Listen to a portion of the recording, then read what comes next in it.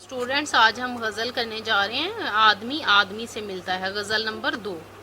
तो सबसे पहले मैं आपको गज़ल और नज़म का फ़र्क बताती चलूँ। गज़ल बुनियादी तौर पर तो नज़म ही है, अलबत्ता मारूफ मानों में नज़म के अशार मरकज़ी ख्याल के मुताबिक एक तरतीब में होते हैं, जबकि गज़ल का हर शेर अलग हकाई होता है। गज़ल के हर शेर का अलग मफ़हूम हो सकता है। जो सोज़ो गदाज़ गज़ल का लाज़मा है वो नज़म का नहीं है, और जो शिकवा लफ्ज़ी नज़म में मुमकिन है वो गज़ल में नहीं। नज़म के लिए एक उन्वान ज़रूरी है, जबकि गज़ल का कोई उन्वान नहीं होता। गज़ल का हर शेर अपनी अलग मानी रखता है, जबकि नज़म एक ही मरकज़ी ख्याल के गिर्द घूमती है। इसलिए गज़ल के लिए हर जो शेर है उसके लिए अलग हवाला शेर भी दिया जाता है, और सबका मफ़हूम अलग अलग, और इसकी तशरीह भी थोड़ी नज़म से मुख्तलिफ होती है। अब मैं आपको बताती चलूँ कि रदीफ़ क्या है।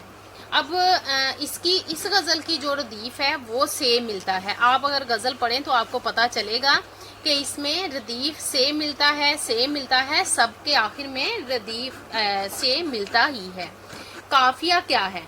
काफ़िया किसी शेर के आखिर में आने वाले हम वज़न और हम आवाज़ अल्फाज को काफ़िया कहते हैं। जैसे देखें, आदमी, किसी, सादगी, हंसी, कामती। इसी तरह से ये इस गज़ल के काफ़िया अल्फाज हैं।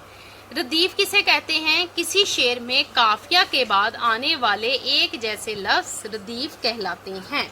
किसी शेर में काफ़िया के बाद आने वाले एक जैसे लफ्ज़ रदीफ़ कहलाते हैं। मतला और मक्ता के बारे में मैंने आपको बता दिया है। पहले गज़ल का पहला शेर जो होता है उसे मतला कहते हैं, यानी तुलू होने की जगह। और इसी तरह से गज़ल का जो आखिरी शेर होता है उसे मक्ता कहते हैं, जिसमें शायर अपना तखल्लुस इस्तेमाल करता है। और अगर शायर अपना तखल्लुस इस्तेमाल ना करे तो उसे मक्ता नहीं बल्कि गज़ल का आखिरी शेर कहेंगे। उसे हम आखिरी शेर कहेंगे, उसे हम मक्ता नहीं कह सकते।